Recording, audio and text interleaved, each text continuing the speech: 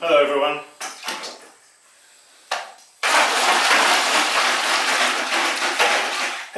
Hello everybody in the whole wide world. That's what it's like, isn't it, these days with the internet? We can feel that we're in a little corner somewhere, but you know, when we go online and we make a video, we put it out there, we're reaching the whole world. Isn't it amazing? Hey, I just wanted to share with you a quick tip, and that is I recently had a bisque firing that was a little bit on the hard side, let's say, and there's still some porosity here left, but there's also some vitrification that has occurred here. Some are worse than others. So I just want to share with you a quick tip. So when you come to do your glazing, how to... It's not that you're going to overcome the problem altogether, because you know, we've got a problem here because we've got bisque ware that's not really absorbing enough thickness of glaze. So you get a very thin layer of glaze. But just share with you a quick tip what you can do to at least to remedy it somewhat.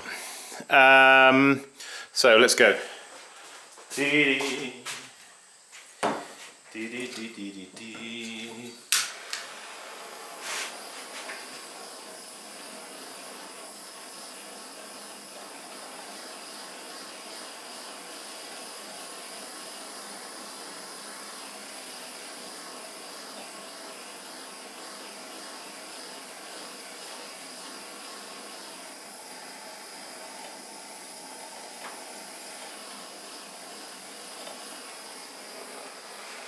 I mean, of course you will say, well, Simon, silly fool you for over-firing the kiln. Well, my answer to that is, you're absolutely right. Yeah, it is. And it's partly the way I fire is a little bit... I don't fire, you see, my bisque in an electric kiln. I fire it in my gas kiln. And, okay, so I've heated that up, you see, now it's warm. So I'm going to take my glaze, pour in. These I'm only glazing just on the inside and just over the rim, you see.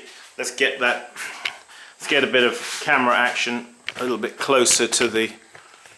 there we are. So what I'm going to do is swirl around like this, okay? And then you wind your wrist up like this, you see. And then pour, and then unwind as you go. In that way you can pour and cover, and then I dip it down carefully just to that line, you see. Sometimes that takes a bit of practice just to get that. Seems I'm out of practice. Give it a little shape. And there you see the line just over the top of the handle. So I'll put him over there on that board. And meanwhile we'll get another one. Stick it there on a banding wheel. Here's a nice hard one.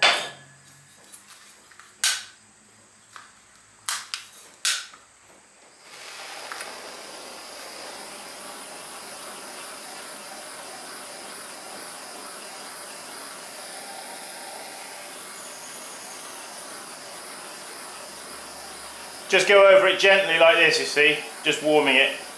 Now you could do it differently. If I had my wood burning stove alight, I just pop them on top of the stove and they'd all be warm, you see, but I don't have it alight, so I've got to think of another method. That's why I'm using this. You don't want to get it too hot, otherwise you can't handle the thing. Yeah, it's a bit slow going, I know, but such is life.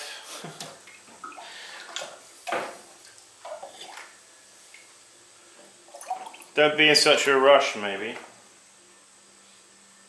So swirling around, wind the wrist up like that, and then pour out, back down into the bucket.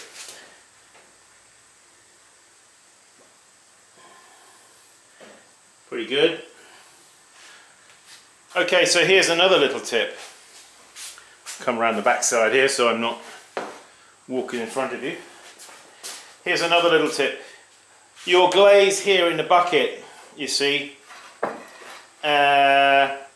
you do need to keep it in suspension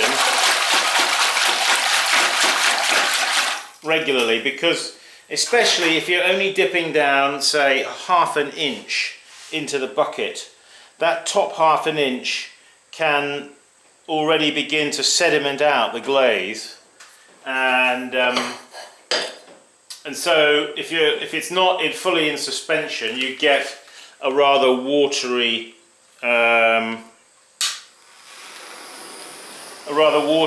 application, which we don't want, especially if it's a little bit hard fired bisque. Another thing you should do is actually also make sure, having said that, that your glaze down here in the bucket is a little bit on the thicker side. So if you know that you're going to be doing some glazing, and you know that the glaze is a little bit, you want to get it, say, a little thicker, just let it sediment out a bit. It might take a day or so to do that, mind. And then take a sponge to the surface of the glaze and just gently sponge out some of that excess liquid, and you'll get it a bit. Now you see I have a top here that I always usually put on my glaze bucket. If you leave the tops off, over a period of days you will get a bit of evaporation going on. So pour in, ouch, that's still hot right there. Okay, right, wind it up like that, and then pour and unwind, you see? And you get a perfect coverage. And then take it straight down. Oop, that wasn't very good. Huh. I trapped an air bubble or something, and it just, boop, it made a mess. Alright, well, we won't panic. Why panic? Just simply get my sponge, and where we've made that little mess, you see, we're just going to wipe that back there.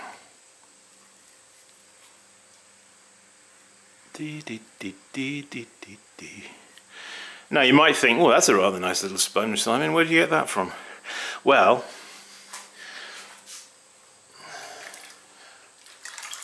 you know that I make sponge sticks. Well, I get my sponge, and they're sort of like rounded on the ends, on each end. So before, when I start cutting the sponges up to make my sponge sticks, hang on, I'll show you.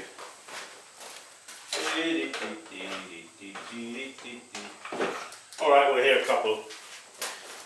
These are sponge sticks. You see, you need them for throwing.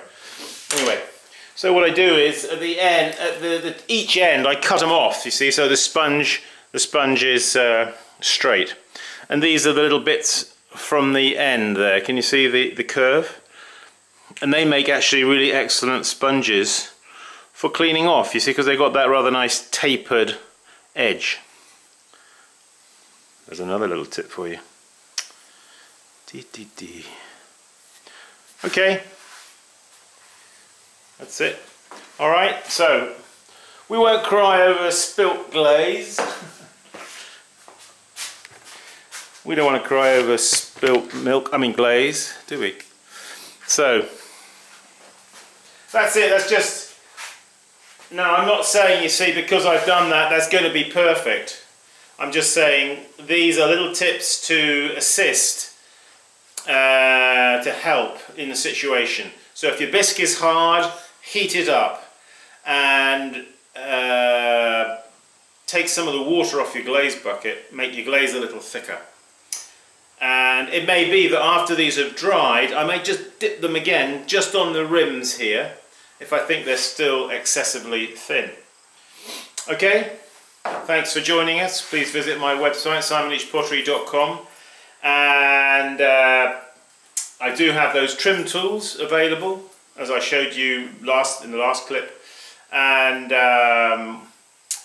we have a workshop on October 11th and 12th, and we have quite a few spare places. So if you're interested, you can find details there on the website, on the tab which is entitled Workshops.